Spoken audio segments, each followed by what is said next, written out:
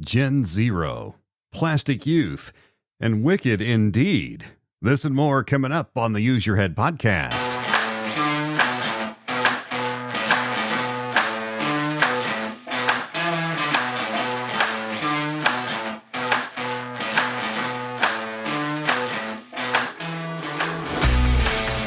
Nice to have you with us on the Use Your Head podcast. Episode 16 is underway. I'm John McClain, coming to you from Dallas, Texas, with apologies for missing last week.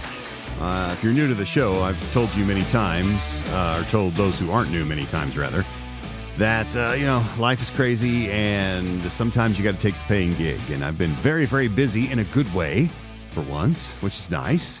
So I just simply couldn't get to the show, and I don't like slapping stuff together. I mean, that's the thing. I often will think, well, I could wedge something in. I could just throw something together. I don't like doing that. To me, it's better to just wait and do it right.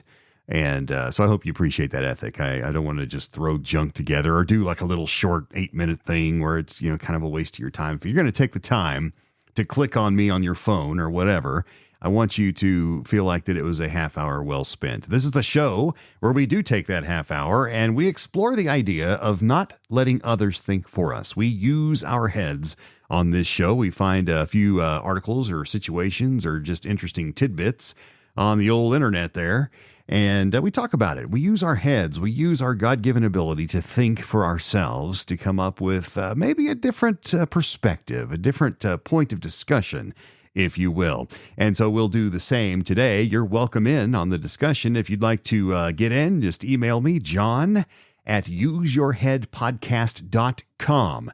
Also would appreciate a rating on whatever platform you listen to the show. And with that, we're off and running with topic number 1.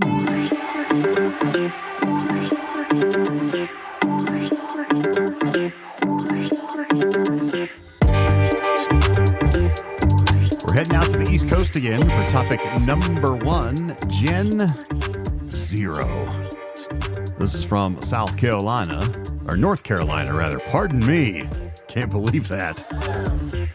Yeah, that was a bad gaffe there. No, North Carolina. Charlotte, to be exact, from WSOC TV9, from Damini Lewis, writes this: half of Gen Z adults rely on financial help from family. Report says, I'll say it again, half of Gen Z adults, you can put that in quotation marks, rely on financial help from family, report says. All right, here we go. From Charlotte, some new studies are sounding the alarm about the financial stability of Generation Z. A Federal Reserve study says 1 in 7 Gen Zers is maxed out on their credit cards, and a new report from Bank of America says nearly half are getting financial assistance from their parents or other family members. If you don't have parents who are willing to help you, then what do? Said Tiffany Monroe, a Gen Z adult. Monroe does have that support, but like many members of Gen Z, she says it would be tough to get by otherwise. I'm just working and my husband is working, so it definitely helps that, dual income, because outside of that, it's like impossible. All right. BOA found that 46% of Gen Z adults between 18 and 27 rely on financial help from their parents and family. About 52% of more than 1,000 Gen Z adults polled for the survey said they don't make enough money to live like they want. I would be remiss. All right, moving on. Easy. I would be remiss to say that we didn't help them out a fair amount, said Carrie Rappaport, a parent. He believes financial independence is harder for young people to achieve today than in the past. It's why he recently helped his son buy a condo. It was twice as much as we paid for a full house and 3/4 an acre, Rappaport said. All right, stop. We're stopping right here. Just stop. And I put this one at the beginning of the show on purpose so that I could have my conniption and then move on. I promise the other two are lighter, but this is just asinine. Harder today? I'm sorry. Pardon my French. If you're sensitive, plug your ears. BS, Carrie. Have you ever heard of the Great Depression? Did you learn about that in school? Did you learn what it really was? Because let me tell you something. I, of course, as a Gen Xer, did not live through the Depression. In fact, I grew up in the fat and happy years of the 1980s. Oh, how come you're saying something then? Because I studied history and I know what happened. And I had grandparents that told me that didn't live through the Great Depression what tough times were really like. Okay? I mean, our grandparents, or great-grandparents in some cases, started work when they were 10 or younger. And they didn't do it so they could save up for the latest Game Boy. They did it so that they can maybe buy or help buy a can of beans so the family wouldn't starve to death. All right? Harder today? What about the late 1970s, which I do remember? I was young. Certainly was not a home buyer, though, then. But I remember it. I remember watching the news. 17, 18, 19% interest rates? Buy a home? Yeah, right. And gas lines? I'm not talking about the ones at Costco for the people who are trying to save 8 or 9 cents a gallon. I'm talking about lines where you're waiting for the truck to get there, if it gets there, to fill the tank up, where you might actually be able to buy gas at any price. Harder today? And oh, by the way, those folks didn't have video games or the internet to soothe their savage breast. Not harder today. Let me suggest something. All right, let me just use my head and suggest something to all of my Gen Z friends. And look, I know I'm kind of losing it here. I'm sorry. I love you. All right. If I didn't love you, I wouldn't be bringing you some tough truth right now. It's not harder today. All right.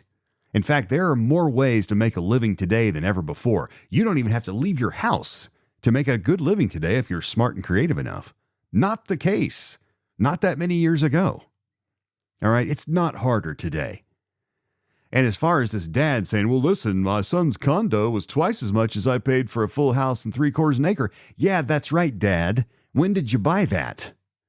All right. I mean, my parents' first house cost, I don't know, $20,000, $25,000. Not much. Far less than you could get a pretty lousy stripped down new car today. All right. Things get more expensive. And yes, we've had inflation the past few years. Won't go there, but we know it's true. All right. Paid $10 for a thing of cream cheese. You know, the Philly, the bigger one, you know, that for bagels, $10.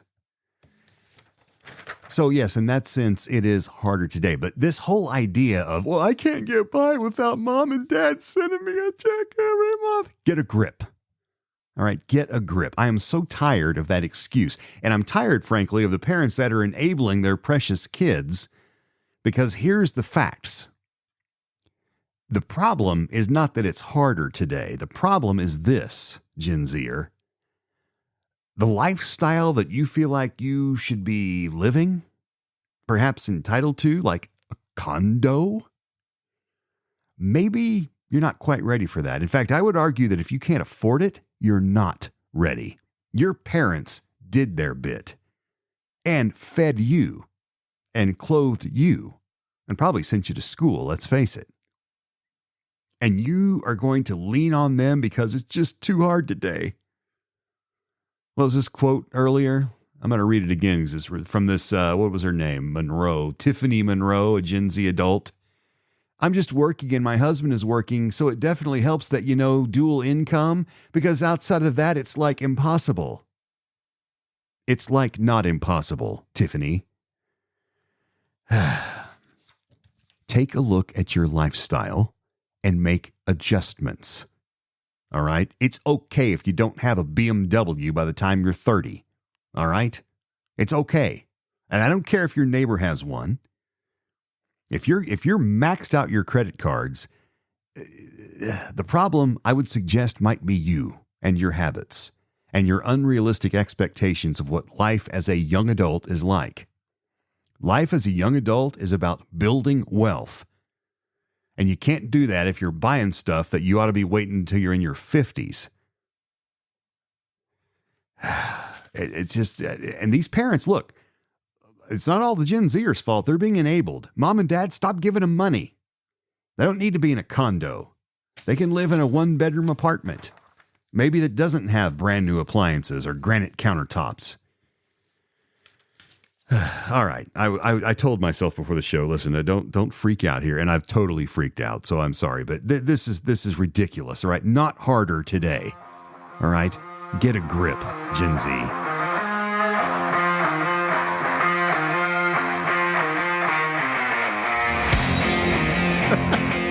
For those of you that are still left and haven't deleted the show off of their phones, and look, if you do that, that's fine. I am who I am, and I'm stuck in my ways.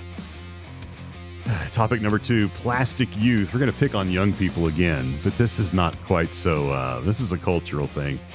Plastic youth. This is from Margaret Delaney, writing for NOLA.com. Plastic surgery injections soar in U.S. and L.A., particularly among young people.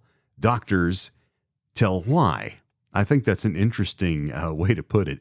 In U.S. and L.A., as if L.A. is not the U.S. It's interesting. Here's the article. It says, plastic surgery, often seen as a hallmark of modern medical aesthetics, has roots that delve deep into history. Today's procedures, both surgical and minimal, blossomed with technological advancements and the increase of social acceptance of new techniques to alter appearance. Plastic surgery has morphed through the ages, long before the first Botox injection smoothed a wrinkled brow or eased a headache. According to Dr. Javad Sejan, a plastic surgeon that practices in Seattle, plastic surgery has been around since the 19th century. Minimally invasive procedures have a much longer and storied history, he said. Every culture has had some form of cosmetic enhancement. Trending styles and aesthetics are not limited to nail style, hair color, or lace and bow ties anymore. Trends have a new element, cosmetic enhancements. All right, whatever. I thought that part was somewhat useless, but here's the meat of the story. The millennial aesthetic, it says, size acceptance, body positivity, and fat activism are part of the cultural lexicon. Yet according to data from the American Society of Plastic Surgeons, and yes, that does spell ASPS. You have to see this to believe it. ASPS. 100,000 more cosmetic surgeries were performed in 2023 than just 1 year before. Additionally, nearly 2 million more minimally invasive cosmetic procedures were performed in 2023 than in 22, including minimally invasive procedures like injections, lip augmentation, facial fat reductions, skin tightening, and resurfacing and fillers. Now, I don't know what half of that is. In any event, there was a noticeable spike in interest in cosmetic procedures during COVID. Dr. Sajan said, people were seeing themselves on screen more, especially with apps like Facetune, where people can edit their face and bodies themselves. All right. I'm not dumping the article. There's more stuff to read here, but can we take time out here? Let's go back to COVID. Weren't we shut down? Weren't we supposed to stay 6 feet away from the filthy people around us? Weren't we supposed to do that? Weren't we supposed to wear a little mask on our face? Where 100 viruses lined up broadside in a line could walk through the weave, but we were still supposed to think that was going to help. And we now had a spike in more cosmetic procedures during COVID because we're on screen more? I believe it.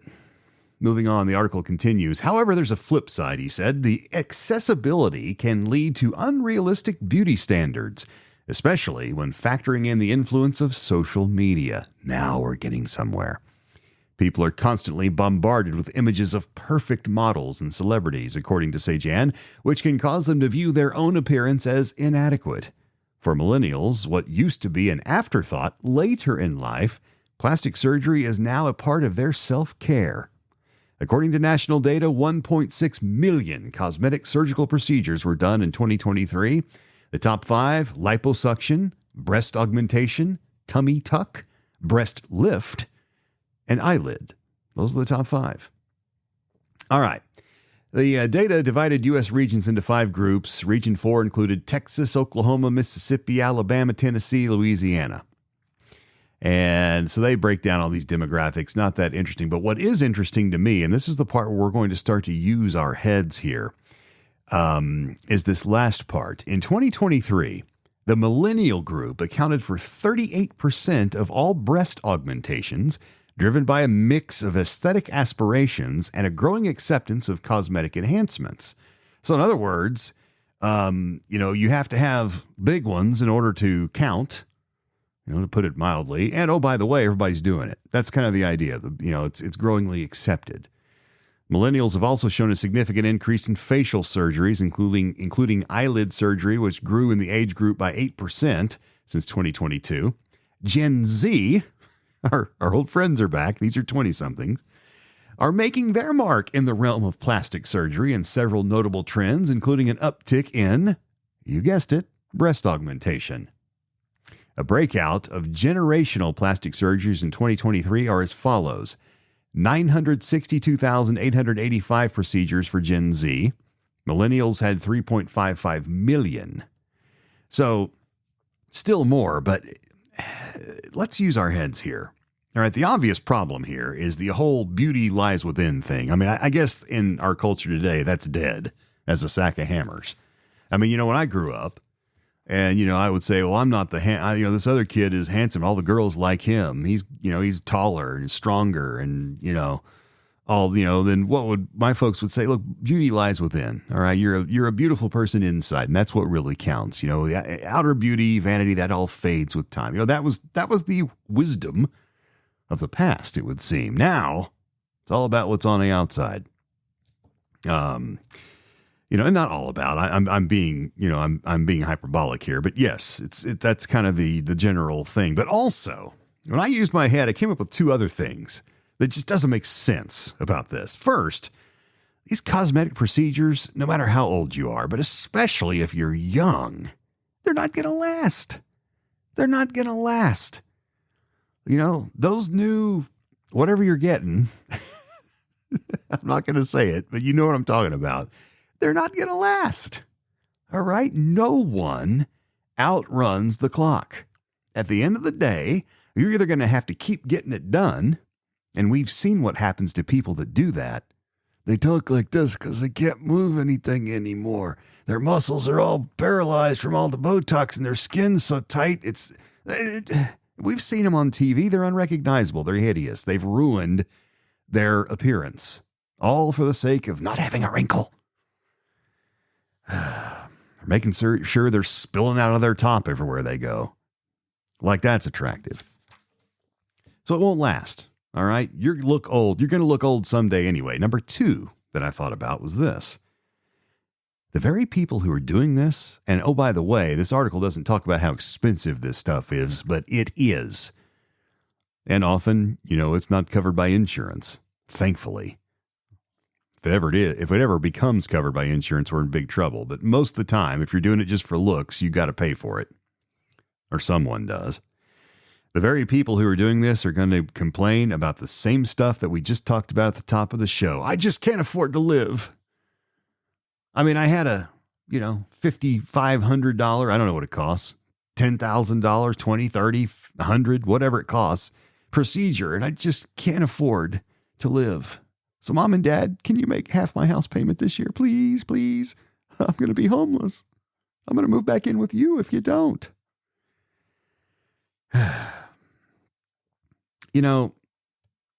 It's a shell game, young people.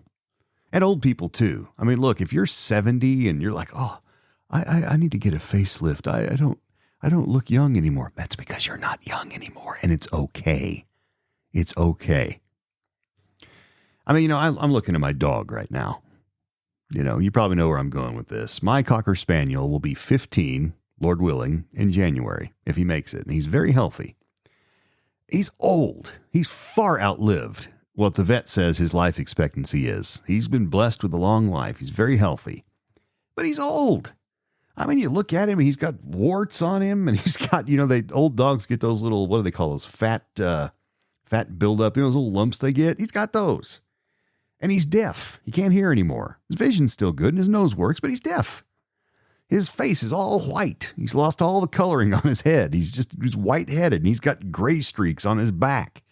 He's old. And he's all bony because he's lost a lot of muscle mass. And he's an old dog, and he doesn't care. He tries to stay as happy and live his life the best he can, and every time I walk in that door, he goes to pieces. He's so excited. He doesn't think for a minute about, now, I'm sure when he's walking up the stairs to my office, he's like, ooh, and he is slower coming up the stairs, aren't we all? But the vanity isn't there. And now I'm not saying that we humans should live like dogs. That's ridiculous. But what I'm saying is there's some wisdom in there. All right? It's a shell game, people. The Kardashians are a not-so-hot mess. Move on and be you and save your money. Or whoever's money it is you're wanting to spend.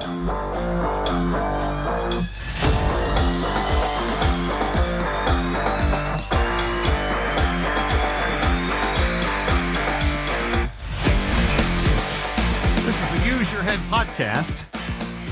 But you should call it the Jerk Face Show.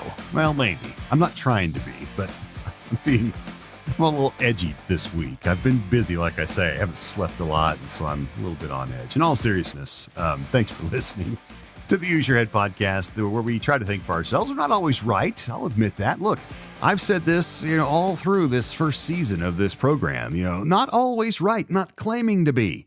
I'm not one of these hosts that's going to sit here and go, I'm right and you're wrong, and that's the end of it. All right, and those hosts have their thing. That's not me. Look, if you disagree, I love you anyway. I'm an agree to disagree kind of guy. You do you. All right, but use your head. And when you use your head, if it's not what comes out of my head, that's fine. As long as somebody else isn't telling you what to think. And that is not my role either, by the way. That's why I say use your head. All right, and I'll do the same. And you may come up with a different thing. And if you do, let me know. John at useyourheadpodcast.com. Topic number 3, wicked indeed. Mattel apologizes after Wicked movie dolls mistakenly linked to pornography website on packaging. This is from The Guardian. We'll read it anyway. Cyan Kane is the author here. The toy company Mattel says it is taking immediate action after mistakenly printing a pornographic website address on the packaging for dolls released to tie in with the upcoming feature film Wicked. Over the weekend, individuals began sharing photos online of the doll's packaging, which showed a link to, and I'm not going to tell you the link because I'm not into that. I'm big time against pornography. First Amendment, my rear end. Give me a break. Anyway. It had the wrong URL. Okay, the wrong website link on the box. They're promoting a movie with a toy. It happens all the time. Any movie geared at kids, there's going to be a whole aisle of toys at Walmart promoting the movie. That they make gazillions of dollars. That's fine. I'm not saying it's wrong, but they goofed up. They put the wrong web address on the box. And so when kids are going out to find the website, I want to see. Oh my goodness, it's a porn site. All right, the address was printed on boxes for Glinda and Elphaba dolls. The main characters in Wicked played in the film adaptation by Ariana Grande and Cynthia Erivo, respectively. Mattel released a statement on Sunday addressing the error, quote, Mattel was made aware of a misprint on the packaging of the Mattel Wicked Collection dolls, primarily sold in the U.S., which intended to direct consumers to the official wickedmovie.com landing page, the statement read. We deeply regret this unfortunate error and are taking immediate action to remedy this. Parents are advised that the misprinted incorrect website is not appropriate for children. Consumers who already have the product are advised to discard the product packaging or obscure the link and may contact Mattel customer service for further information, end quote. Now, it appears the misprint has affected dolls sold at Target, as we call it around here, Kohl's, and Amazon, the film's official retail partners, but not other stores. The dolls are now listed as currently unavailable on Amazon, while The Hollywood Reporter said that by Sunday afternoon, the dolls were no longer available for sale at Target. Wicked is an adaptation of the hugely successful stage musical, will be released later this month around the world. Okay. I probably mentioned to you before. Well, before I go there, I want to state from the outset, this is kind of a giggle story, but to me, it's not. This is very serious. Okay, I love kids, and I love the idea of innocence in kids, and in our culture today, they get robbed of their innocence very young, very, very young, and that is a tragedy, and we ought to be whipped for it. It's wrong.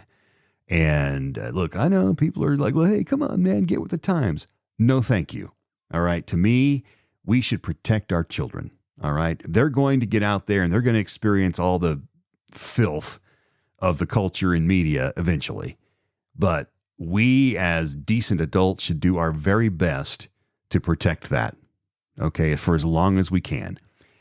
And so this is a very serious thing. A lot of people on social media, they're just laughing this up. It's the funniest thing ever. No, it's not funny. All right. It's not funny.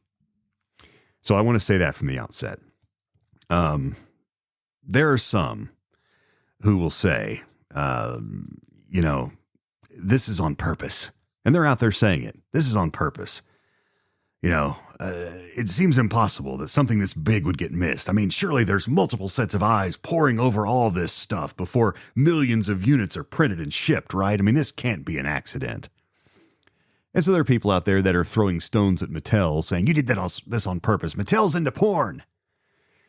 And, they have the right to their opinion. But when I use my head, I'm sitting here thinking, hold on a minute. All right, not so fast. I'm not accusing anyone here, okay? Because I don't know. I'm certainly, I'm not going to buy the toys. I'm not going to see the film. It's not my favorite show. So I'm not accusing anyone here. But I have a lot of experience in something called audiobooks. For well over a decade and a half, in fact, I've been a narrator in audiobooks. And I have seen final manuscripts. These are the ones that they send to the print publishers. Okay, this is it. We're done editing. This is done with our drafts. This is what we're sending to print. That are loaded with mistakes, chock full of typos, misspellings, poor grammar, missing or incorrect punctuation, conversations where the wrong. I can't tell you if I had a nickel for every time I was reading dialogue in an audiobook and a character is speaking that died 60 pages ago because the editor missed it. If there was an editor. So, and I'm not going to go down that road, but let's just say that, and look, if you're a voracious reader, you read a lot of paperbacks or Kindles or whatever you do, you've found them too. If you're reading at all for understanding, for comprehension, you found the stuff too. And it used to be rare. It is not anymore. So that being said, I don't know that there was lots of sets of eyes looking at this. I mean, look, time is money, right? And the film's coming out and you've seen the ads on TV. I mean, they're blitzing us with promos for the film. And that's going to go with the toy rollout. Those toys have got to be on the shelf because we got to strike while the iron's hot because you know how attention spans are today, especially with kids. Hot today, not tomorrow. So maybe they just threw it together and put it out there. I don't know. I don't think this was intentional. I don't think someone went, yeah, let's send him to a porn site. I shudder to think. I can't believe that that's true. But could this have been a laziness mistake? Yeah, I think probably so. Popular. It's all about popular. Not my favorite show. I know it's wildly popular. My wife likes it. She went and saw it in New York, and she said it was great. Not my favorite. But anyway, at least it's not Frozen. Right? At least it's not Frozen. I'm sorry. Well, this has been a show. I'm probably going to lose half my audience after this week. By the way, final note, tomorrow, as I record this, is November 13th. It's Worldwide Kindness Day. November 13th. Do something kind just for the sake of being kind tomorrow and participate in that. Help make the world a better place. And it's appropriate because November 13th is the birthday of a kid I grew up with who would have been 53 had he lived. I miss you, Tom, every day. We'll see you next time. Thanks for listening to the Use Your Head podcast. Bye-bye.